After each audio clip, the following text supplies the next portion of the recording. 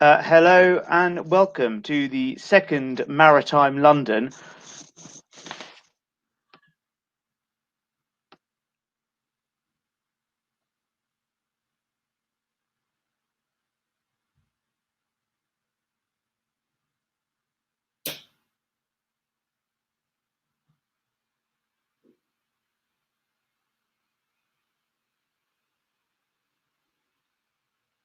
Hello to all of you who have already joined us. We're just waiting for a few more people to click the in button, and then Josh will start things off for us. Thank you for that, Dustin. Welcome to all of you to the second Maritime London COVID-19 related webinar. This webinar is in partnership with Maritime London's long-term PR partner Navigate, who have recently been acquired by US firm Witt O'Brien's. I am Standerwick, Chief Executive of Maritime London, and I will be moderating today's session. And we have a truly transatlantic feel to today's session, as we're not only joined by Witt O'Brien's, but we've also been promoted by the New York Maritime Association. And of course, our thoughts go out to all of those in New York and on the eastern seaboard as they continue to grapple with the significant effects of the outbreak. Before we get started, I will provide a quick run through of housekeeping notices. While we do not expect any tech issues, the world is currently fighting for bandwidth. So if we do experience any difficulties, please bear with us and we will look to get that sorted out as soon as possible. You will be able to ask questions in the text box, but please note that questions will not be answered by the panel until the presentations are finished.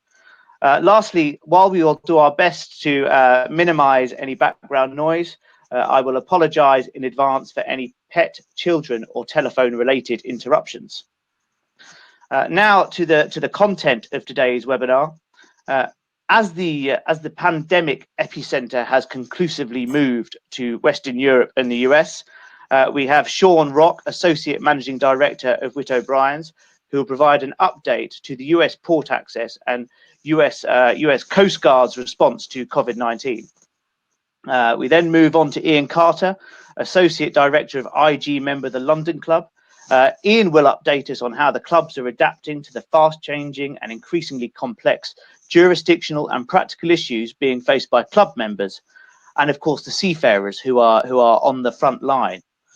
Lastly, while outbreaks in the maritime context have largely been confined to the cruise market up to now, who have their own sophisticated PR and comms functions, how should the owner and a master of a tanker or a bulk carrier or a box ship for that matter respond externally in the wake of an outbreak on board a vessel?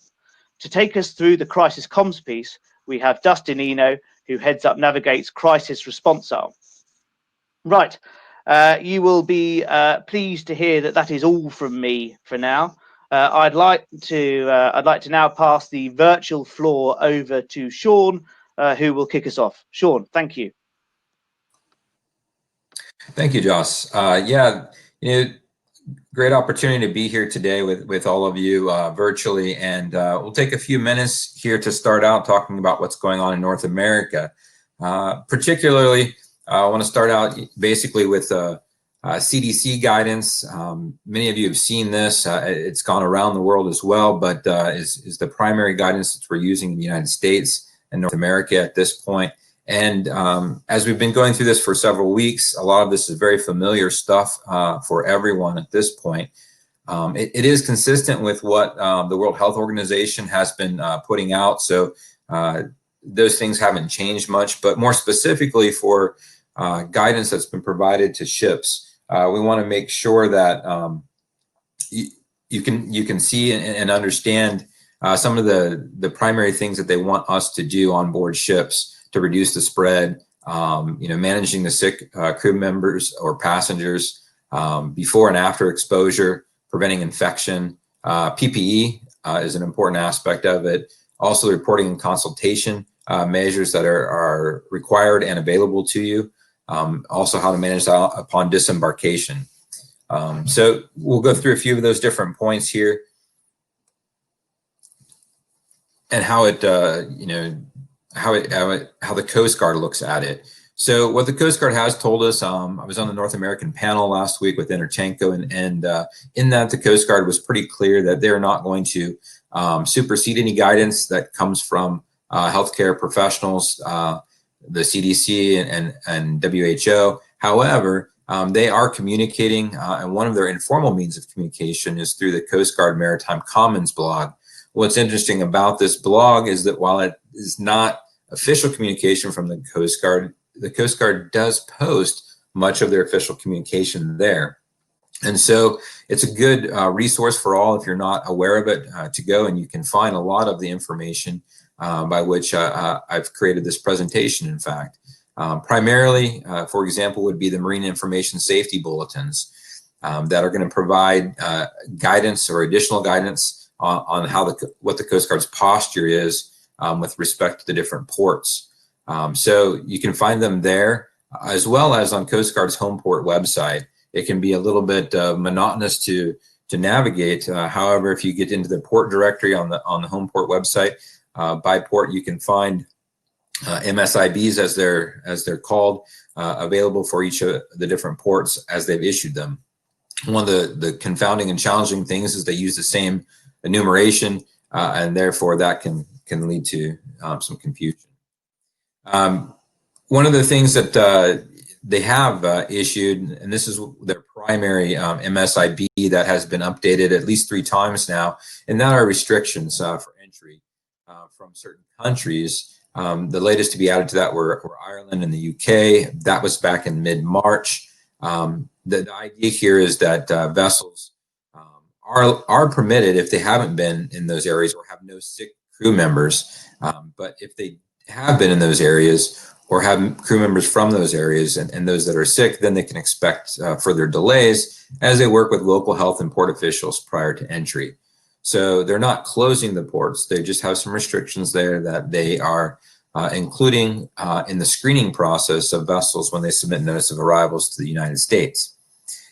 One of the key factors here that I want to bring up is that in the reporting aspects, the Coast Guard wants us to make sure that owner and operators understand the legal requirements to report any illness, not just COVID-19 related illness, but any illness per 42 CFR 7121. And so specifically during the 15-day period preceding the date of expected arrival, during that period and or since departure from a U.S. port or place, whichever time period is shorter, if there are any symptoms of COVID-19 of crew or passengers, they want to make sure that those are reported back to the Coast Guard.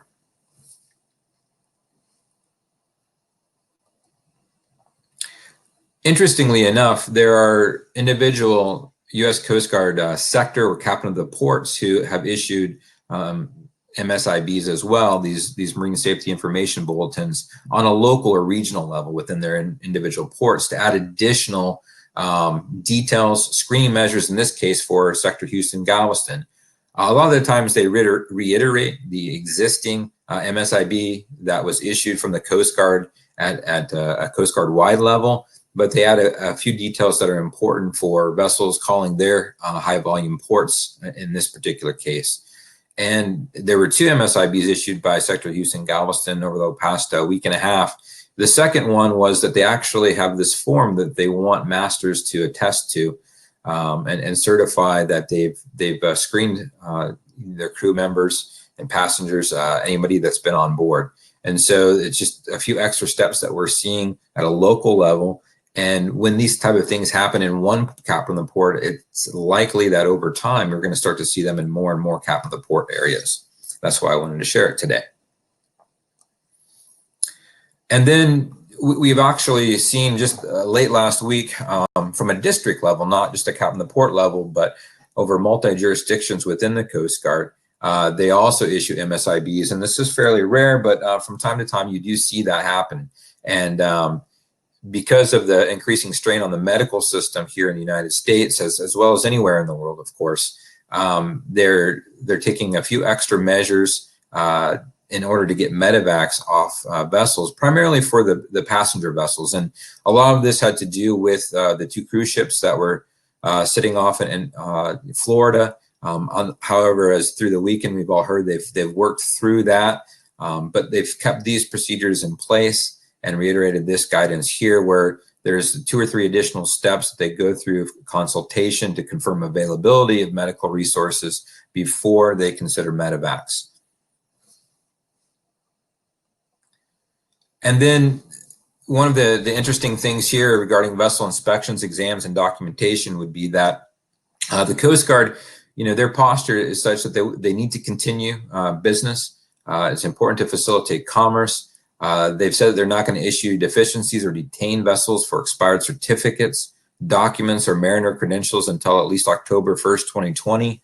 Obviously, this is subject to change on how things progress, but they're going to use remote inspection techniques in as much as possible. So you can expect that vessels that are due port state control exams are going to have a more lengthy process, a vetting process of documentation remotely with the individual sectors.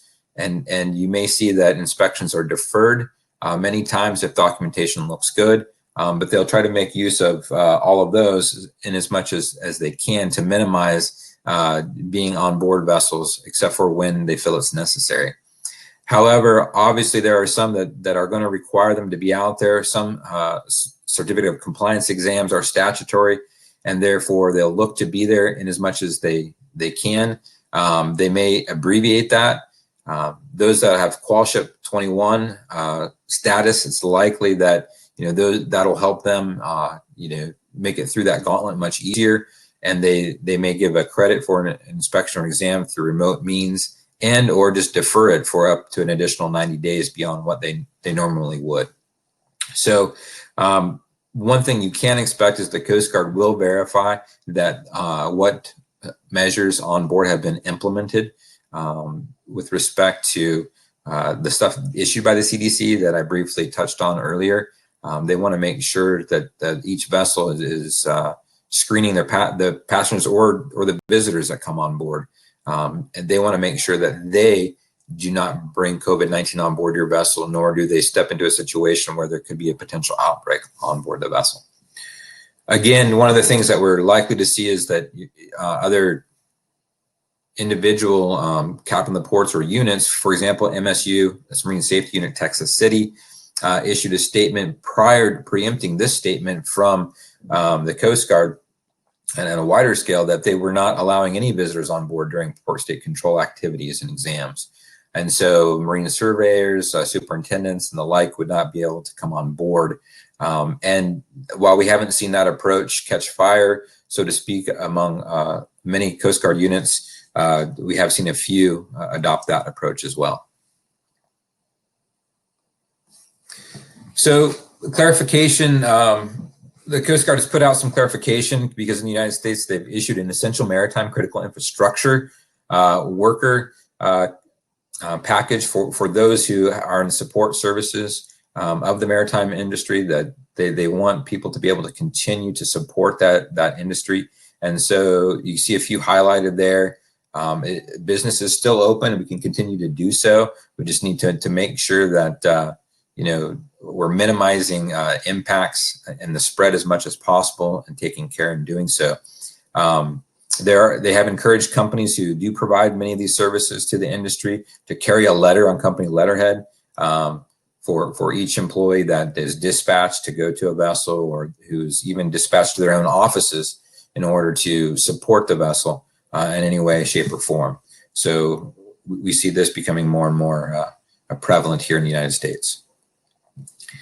Now, as far as their administrative responsiveness, the Coast Guard actually has been a bit more responsive than they have typically in administrative matters. I think it's because they're, from an operational readiness standpoint, they're ready, but they're not out and about as much. And so they're a little bit more available to us via phone, via conference call, and even via email. And so a lot of the administrative matters which we've worked with the Coast Guard on, be it vessel response plan or other deficiencies, resolution, issues that come up.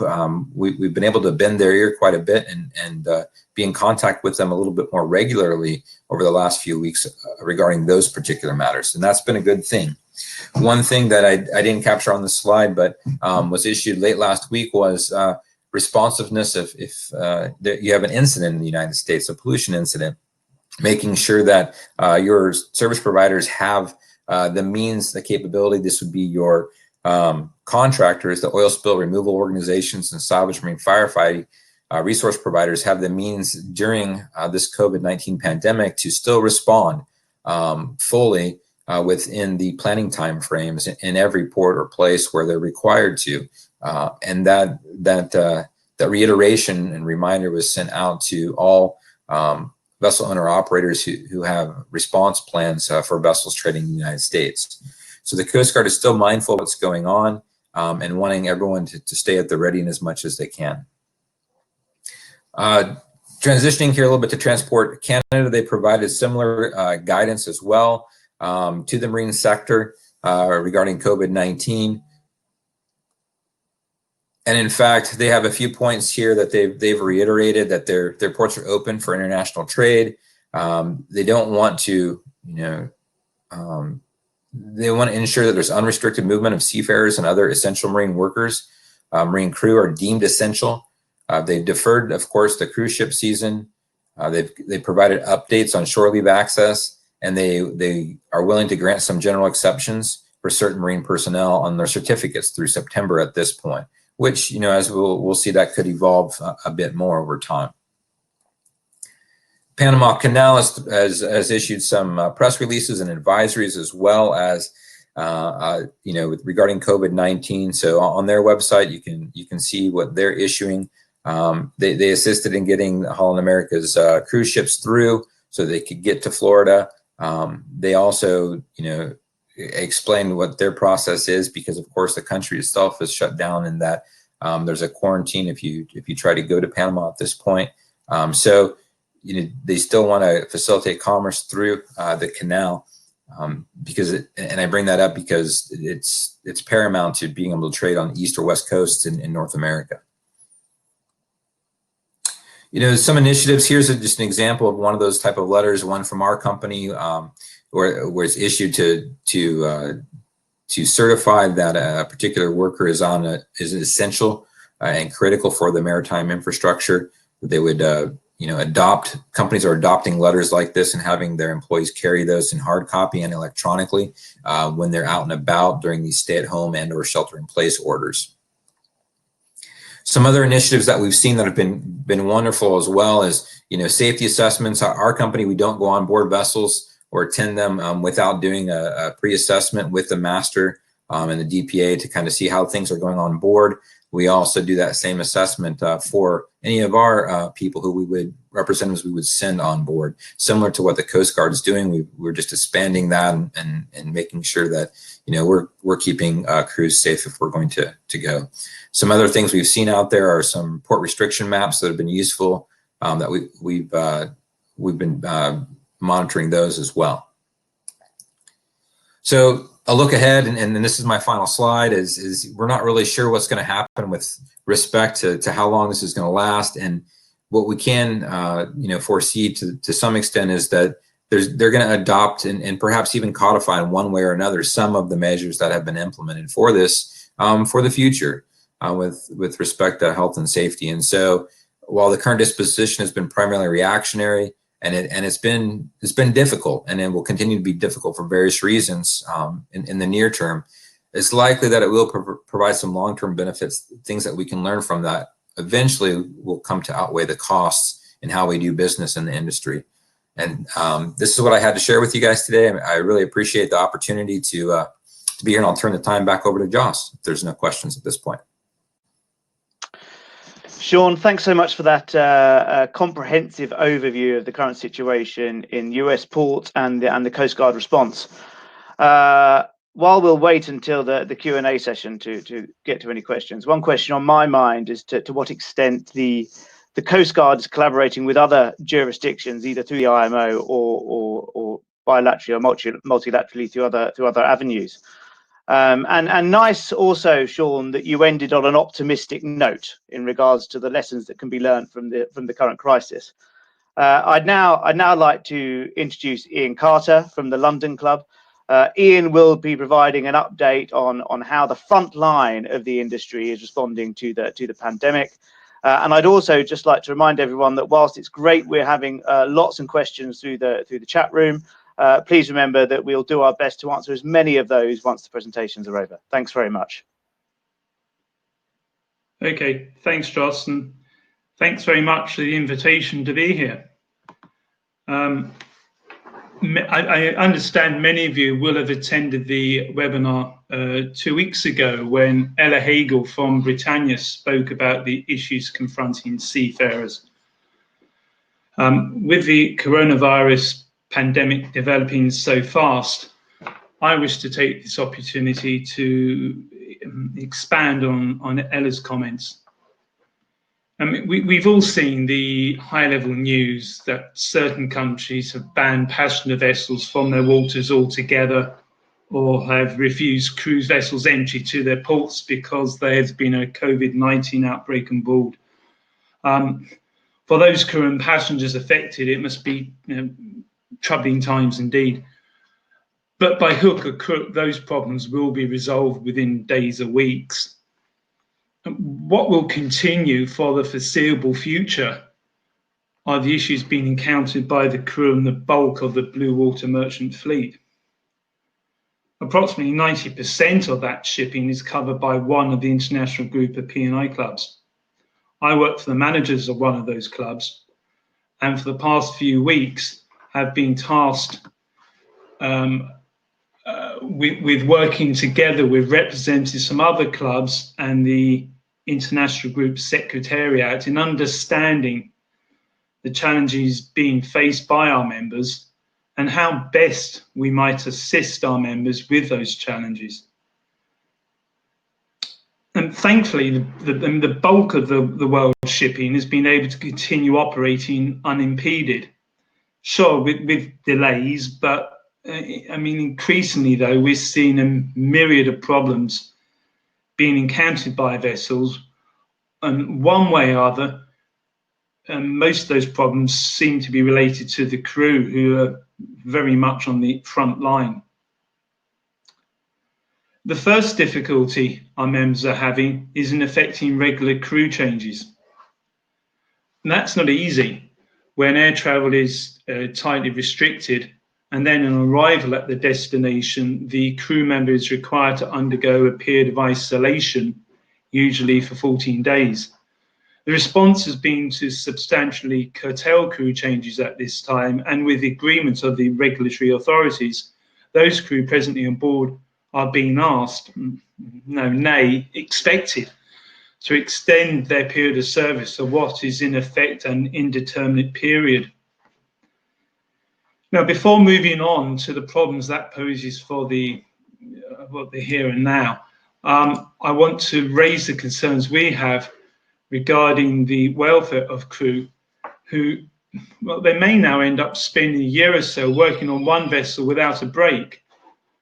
I mean, both on how that will impact on them psychologically and on how well they will continue to perform their jobs.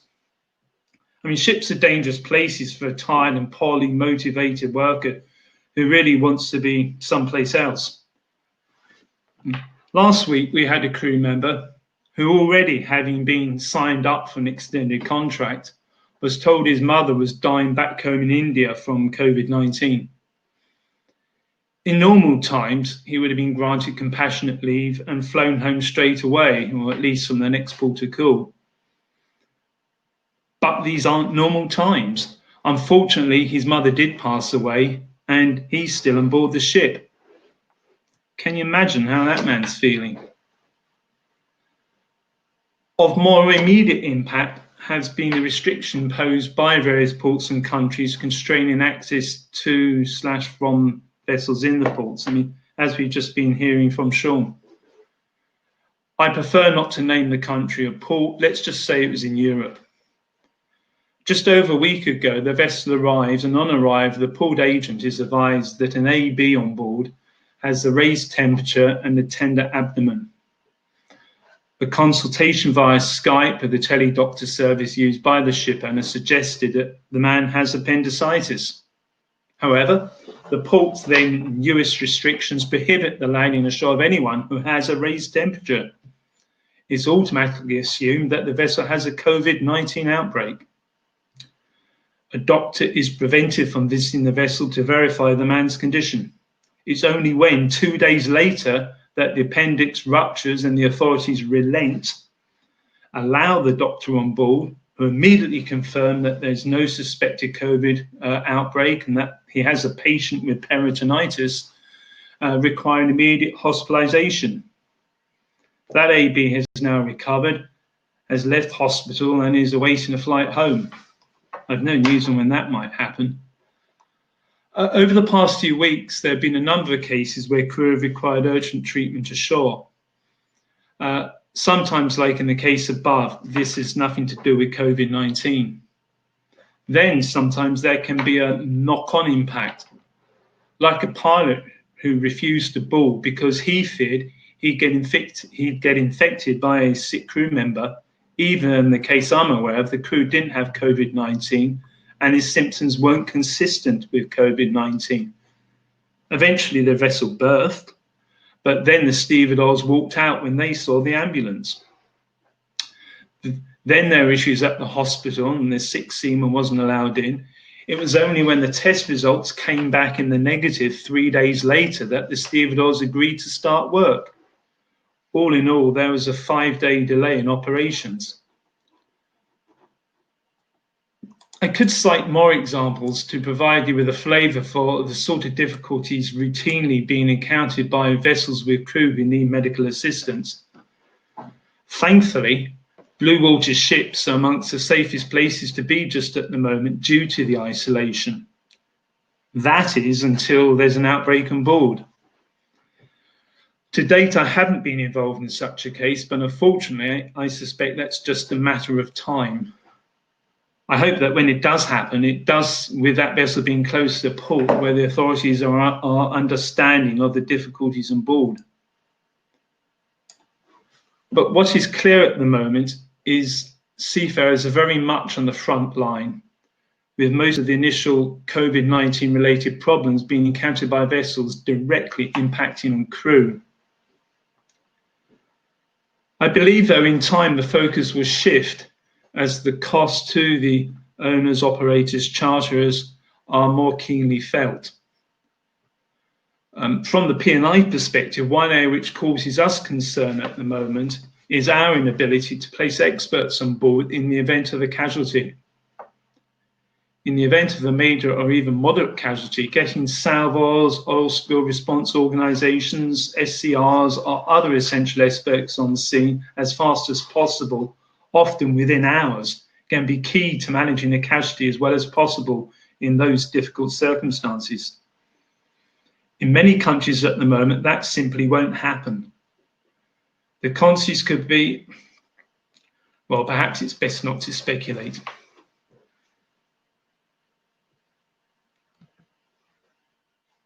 Okay, let me take that slide. So how are the clubs helping? Well, first of all, we're involved in helping owners, operators and charterers alike in developing and refining clauses to suit their particular contractual provisions. Indeed, as the coronavirus crisis has developed, so we've seen a shift in the sort of clauses our members wish to see used in their contracts. And then the cases referred to above and dozens of others like them are proving very labour intensive in dealing with and challenging the stance taken by the local authorities. This is where the clubs, together with their network of correspondents, can prove most helpful to the members in working hard to find solutions to awkward problems, but it does take time. Clubs are also taking the initiative to encourage local authorities to consider raising strict quarantine quarantining restrictions for experts needing to travel to the scene of a casualty. Of course, without a crystal ball, it's not possible to know where the next major casualty will occur, but at least discussions are underway with authorities in occasions where incidents seem to happen most frequently. The working group meetings I'm attending with other clubs is proving a very useful insight into how the clubs are dealing with COVID-19 related problems. It's not that clubs can provide one common response. We can't. That's because we're starting from different points of view with some variations in our respective quarantine rules.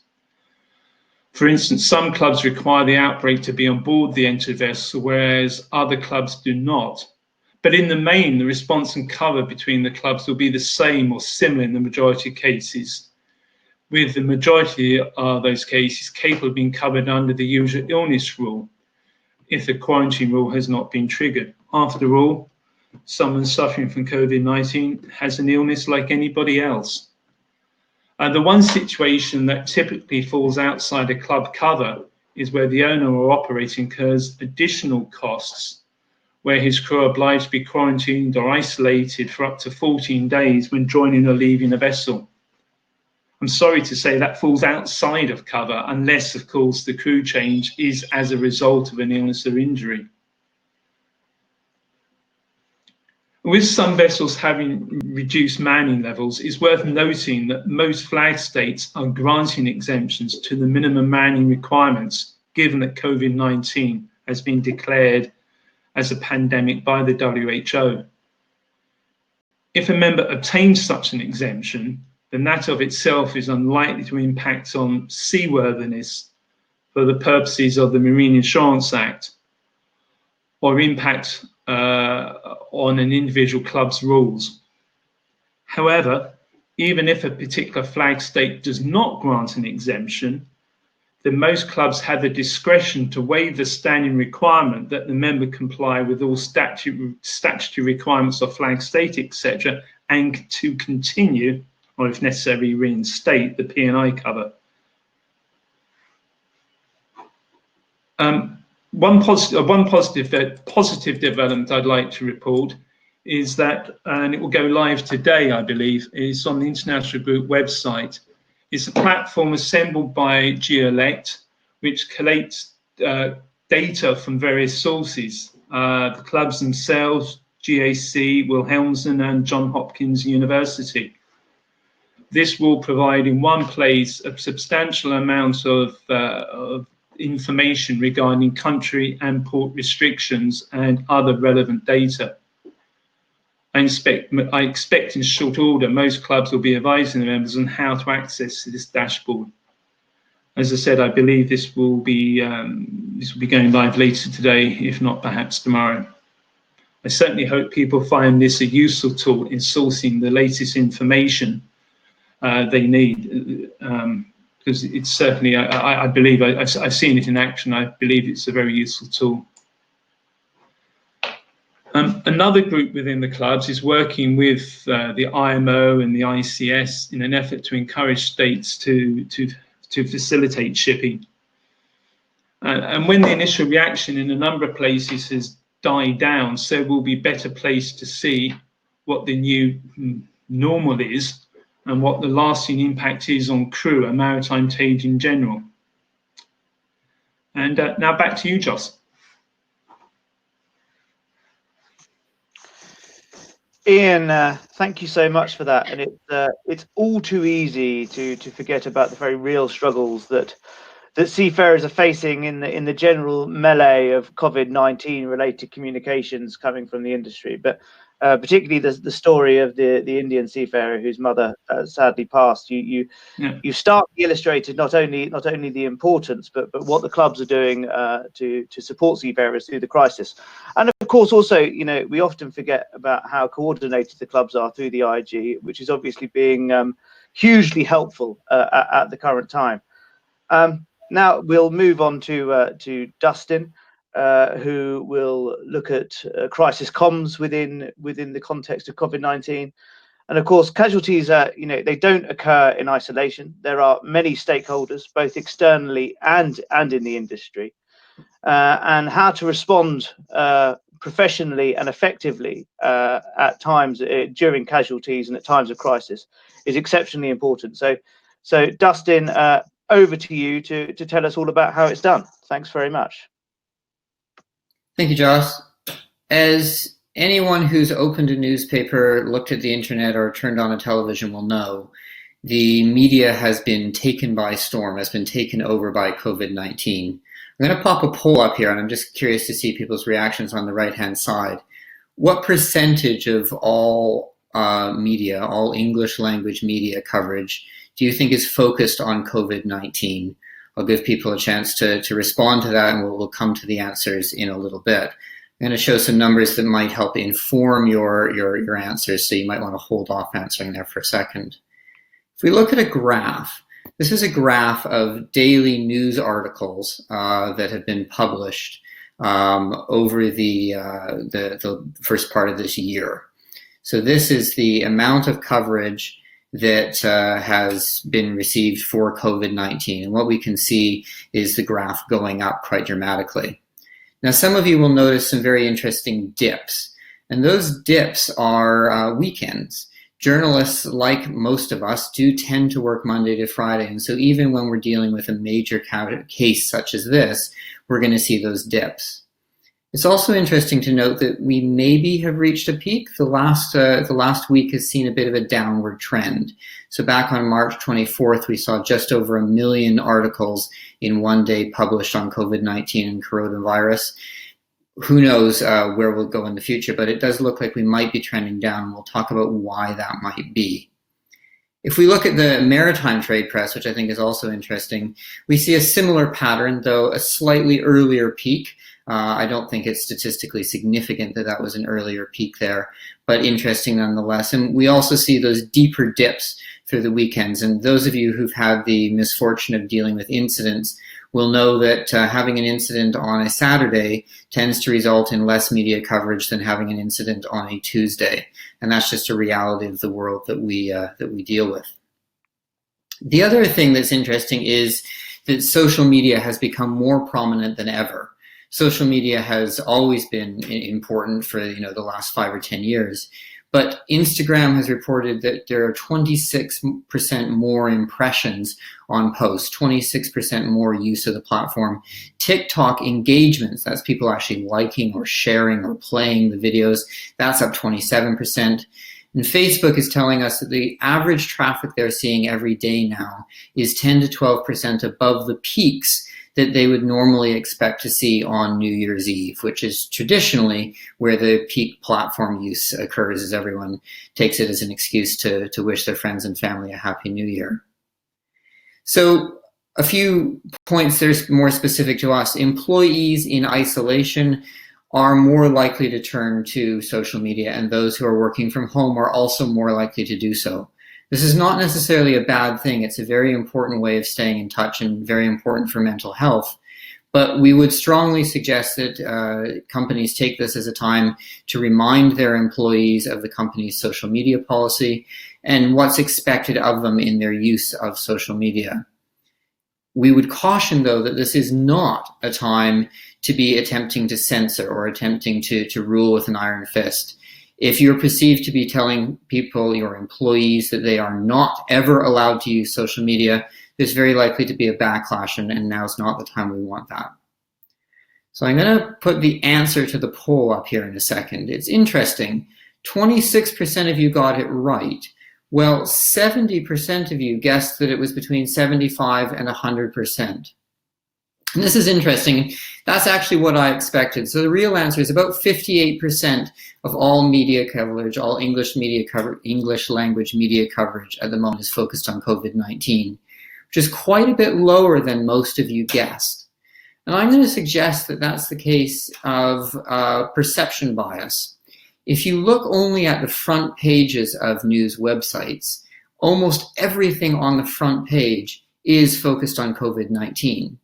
But if you actually start thumbing through, you look through the smaller articles that the editor thinks are less interesting, if you read to the back pages of a newspaper, you're going to see lots of articles that are still focused on things that aren't COVID-19 related. And this is a good reminder that what people see is not necessarily the same as what journalists publish. So just because journalists are publishing something about a casualty or a situation or a criticism of your company doesn't necessarily mean that most users are going to see that. There's a perception bias. But all right, so 58% of all media coverage in the English language at the moment is focused on COVID-19. What does this mean for crisis communications, and specifically, what does it mean for crisis communications in our industry? First of all, and this is sort of obvious, but don't become the story. And this is something that the cruise industry is struggling with, and obviously is much easier said than done. And I'm going to come to a couple specific suggestions about how we accomplish that. But sometimes it's going to be out of control. And I don't think there's anything that Princess in this case could have done to avoid the Diamond Princess being the focus of the story. When she arrived into Tokyo, the number of suspected COVID cases on board were far smaller than the number of journalists that showed up to film the vessel. There was about 10 journalists covering it for every suspected case of the virus on board. And that was a reality. Princess did a great job of communicating with it, but most vessel operators, thankfully, do not operate with passengers, and therefore they have a better chance of not becoming the story. So how do you deal with it? Well, first of all, be careful what's going out. I won't give the details of this, and this is obviously, I've mocked this up, but the text of the social media post is accurate to what it was originally. A seafarer on board a vessel that was supposed to make a port call into Southeast Asia posted this on Facebook, thinking clearly it was a joke, right? He's feeling a little under the weather. He thinks he's being funny. However, someone in the port, someone in the country where they were supposed to call, saw this, did not understand that it was clearly intended to be humorous, took it very, very seriously, as some might argue that they should have, and response happened fairly quickly through political channels, and the decision was taken by the port authorities and the national government that the vessel was not allowed to call anywhere in that country. She was not allowed to call in that country. And eventually that was actually overturned and the vessel was able to make her port call, but this, as far as we can tell, can be tracked back to the single post that was intended to be a joke. So be aware, and again, it's part of educating your seafarers, educating your entire teams. This is not the time to be trying to be funny. This is not something to be joking about. So recommended actions. First of all, again, remind employees of what's expected of them, but also involve your communications teams, whether those are internal or external, in your COVID-related discussions. If you are aware that there's a possible issue on board your vessel, if you're adjusting your trading patterns, if you're considering how to mobilize crew, make sure that your communications teams are kept in the loop, and they'll be able to identify where there's the potential for you to become the story and how actions can be adjusted to make sure that that doesn't happen. Communicate early and often with your stakeholders, and if you do receive calls from journalists, make sure that you are evaluating what's happening and deciding whether to respond. Just because you get a call saying, oh, we've heard a rumor that there might be someone ill on board your vessel, doesn't necessarily necessitate a response. They may be fishing. But most importantly, don't ever try to downplay it. Okay? It's tempting to say, well, we don't have any suspected cases. We think they're influenza. If they're being tested for COVID-19, they're suspected cases. And while there may be legal reasons to deal with your wording differently, from a media standpoint, being forthcoming is always going to be the better option. It's worth noting that other incidents are still happening. We're dealing with a number of cases at the moment, and normal incidents will get less attention. But there are some risks and some warnings that you need to take away from that. If your vessel runs aground at the moment, and we dealt with a case a couple of weeks ago, where a vessel ran aground and it should have gotten quite wide coverage. There was no pollution, but it was highly visible. It was quite dramatic. And yet, virtually no coverage at all because the media was distracted. And this also has to inform our strategy. The initial judgments are going to be very important here. If you have a case at the moment that has no connection to COVID-19, but is just what we might call a normal maritime incident, for your communication strategy, you want to take a couple extra checks before you start and decide how you're going to respond. Look for connections with COVID-19. So if your vessel's aground and blocking a port and a journalist can make a connection and say that this will hamper the flow of critical response equipment, then you need to respond very quickly because you're going to be a big story. Look for other COVID connections. Make sure that your strategy has a stronger focus on social media. Again, we know that social media activity is significantly up, and that's where a lot of news reporting is going to happen first. So make sure your strategy takes that into account. And also be aware that the incident stakeholders, those people who feel impacted, might be a little bit different than you would normally expect them to be. They may be less defined by geography, with people not going down to the beach in their local area anymore, and more defined by interest. So those who follow shipping groups on Facebook perhaps have become your stakeholders more so than the people who live in the area to some extent. Evaluate the potential for interest in this new situation. Should you realistically be reactive or proactive? Being reactive is great because it shows how quick your company is responding. But in a case like this, you are likely to get less attention, and it may be more appropriate to wait for the initial attention to come to you instead of talking about your case proactively. And that's a decision you'd want to take with great care, but something you should be considering. With that said, at some point, things are going to change. At the moment, the media is distracted by COVID-19. And even while we may still be in lockdown and while economies may be disrupted, at a certain point, people are going to get tired of reading about COVID-19. The response to the poll, with 68% of you suggesting that over 75% of all coverage is focused on COVID-19, suggests some of you may already be feeling that fatigue. And the media is aware of that. The media has a sort of attention saturation. There's only so long they can focus on one issue before they're going to want to cover something else, especially something that has great pictures. One of the challenges for journalists at the moment is it's hard to take a good picture of COVID-19. There aren't those dramatic images. Our industry, unfortunately, is very good at providing dramatic images when we have an incident. And so it's quite possible that what I might call the breakout story, the story that suddenly shifts the media focus partially away from COVID-19 and onto something else, anything else, there's a chance that that could come from within our industry. And whoever the unlucky company is involved needs to be prepared for an absolute avalanche of attention, potentially far outweighing what would normally be justified by that case. So how do you prepare for that? Make sure you're tracking all those usual indicators. Anytime you have an incident, ask those 4 questions there. Is it highly visible? Can we take a picture of it? Really important in this case. Is it connected to a larger story?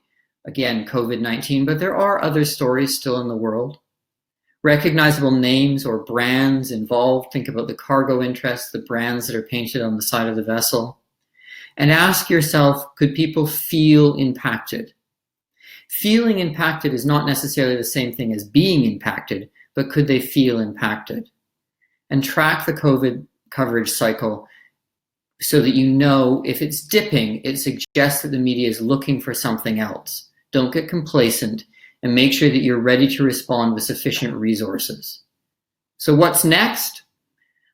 I don't know, but I do know that the media is going to swing back the other way at some point. And it would serve us all well to consider how we're going to deal with it if we become the ones in the spotlight when the media swings back away from COVID-19 and onto something else. Thanks very much, and back over to you, Joss.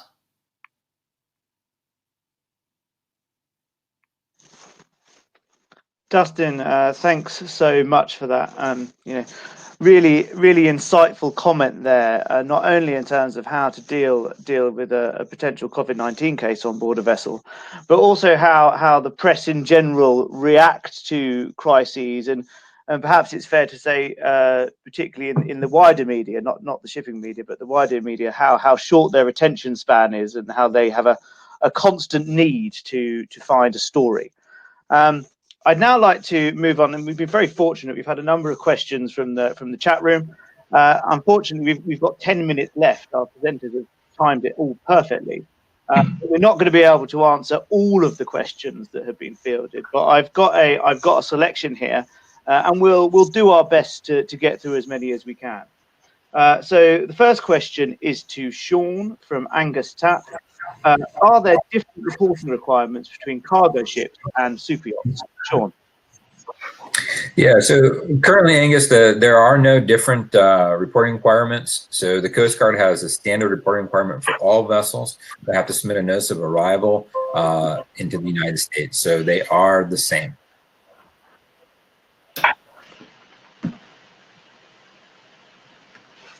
Thanks very much, Sean. We've got another question for you. Sorry to keep you in the spotlight there, but this is from Mohan.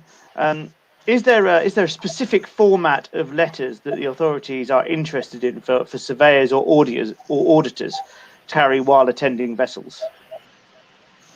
Yeah, that's a great question as well. There's not a specific format. However, in the Marine Safety Information Bulletin the Coast Guard issued, there's some certain language that you definitely would want to have on your company letterhead for your employees that are designated as essential or critical workers. And I'm happy to share, a sample template at some point, with the presentation materials, or if you reach out to me individually afterwards.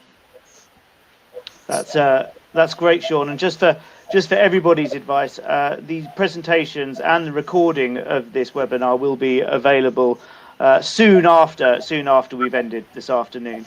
The next question is from an old friend of Maritime London, Jonathan Jones.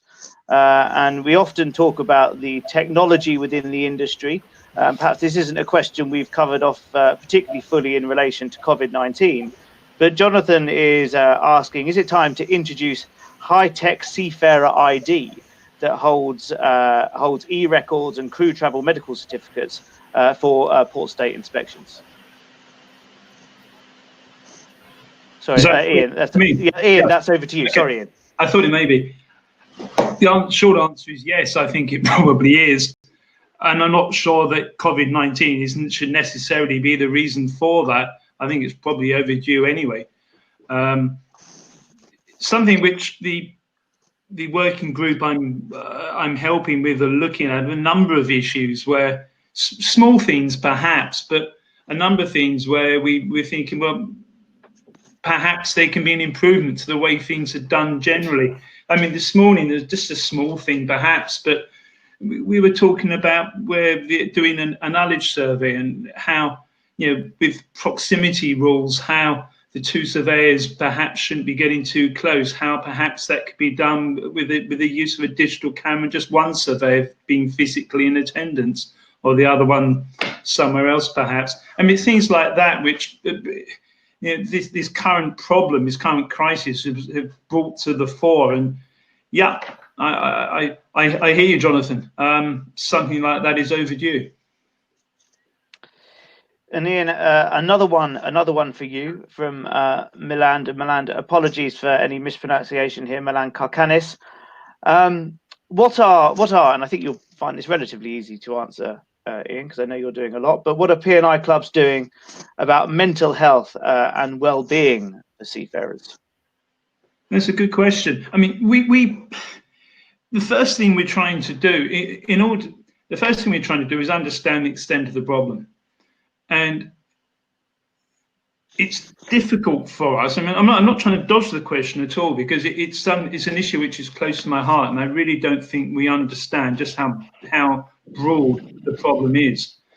But the first problem we have is to really understand just how broad the difficulties seafarers face are, and how many say the injuries and illnesses we have as a root cause a mental health issue.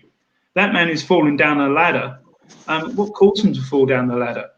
That man who's developed some kind of illness, why was he sick? I mean, sometimes it's not necessarily that straightforward or clear why those things happened.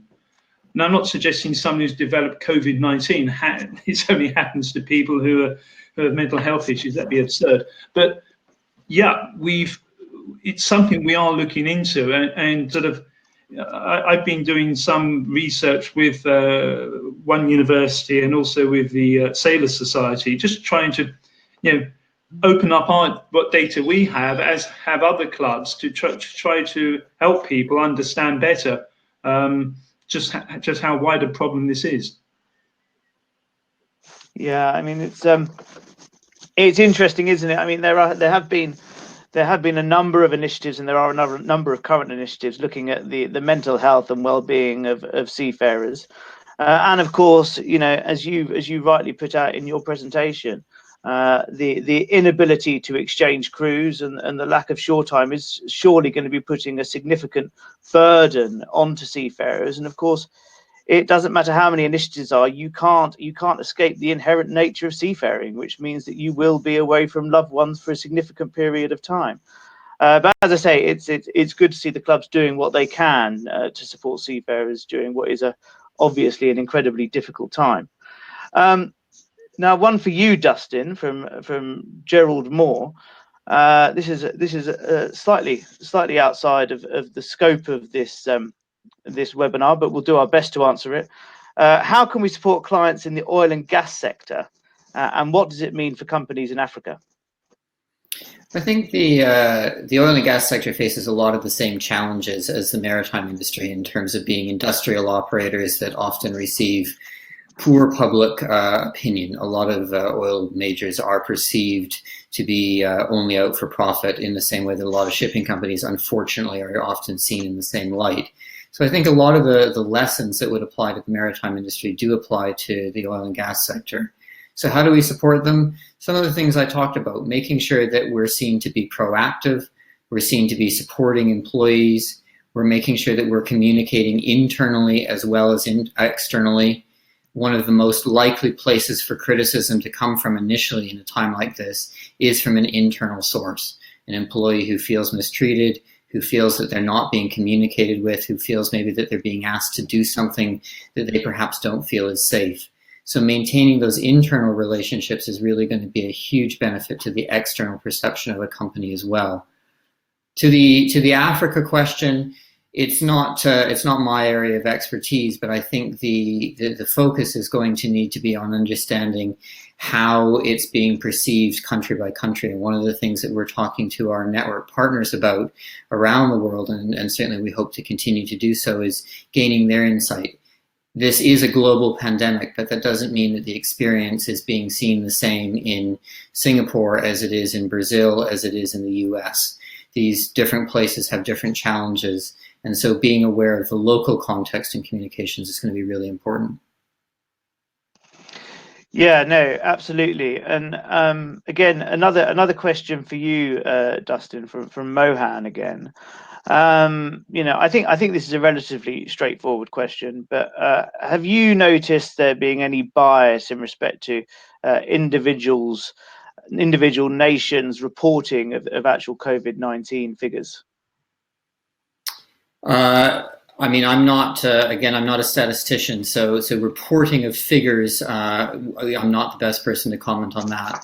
What I have noticed is that different countries are choosing to focus on different parts. Certain countries are focusing on the global number, other countries are very insular and focused only on their own numbers. Some countries are far more interested in the number of cases from outside, and I think that's the number that's most troubling to us. This is a pandemic. At this point, there's COVID-19 in almost, not every, but almost every country on earth. And so that focus on preventing cases from coming in from outside, as opposed to preventing the spread internally, that causes problems for our industry. And I think it's something we need to be aware of. And hopefully we will see a turn away from those sorts of insular perspectives. Dustin, thanks so much for that. And just to finish off in terms of the question, one of my own perhaps, and this goes to Sean. Sean, you finished off your presentation by mentioning some of the lessons that Port State Control could learn from COVID-19, and the fact that, you know, in the future, those lessons may actually go to create a more effective and efficient industry. What do you think those key lessons could be?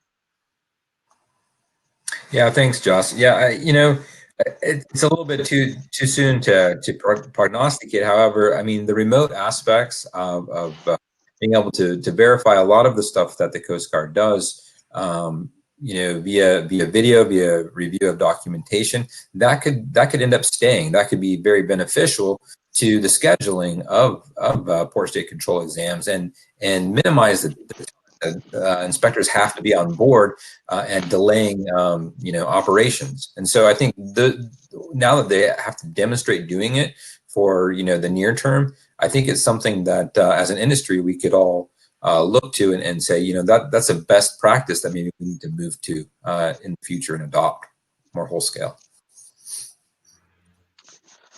Sean, thank you so much for that. And as I say, it's nice to finish on a note in terms of how the industry can improve and adapt as a consequence of the current pandemic. We've now reached our time limit, so I'd like to thank all of the presenters. I'd like to thank Sean and Ian and Dustin for what were very informative presentations, which have covered off very nicely three significant aspects in relation to how the shipping industry responds to COVID-19.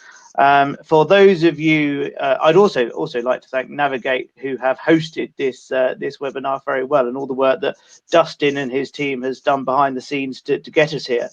For those of you in the UK, particularly those of you who are running small to medium-sized enterprises, you may be interested to know that Maritime London will be running a webinar tomorrow, in actual fact, looking at the types of government support that is out there for those companies and how to access it. So if you'd like to join us again at 2:30 tomorrow, you'd be most welcome. But for now, thanks so much to everyone who's listened. I hope you found it informative and useful to your everyday operations. Thanks again to the panel and have a good rest of the day. Thank you very much.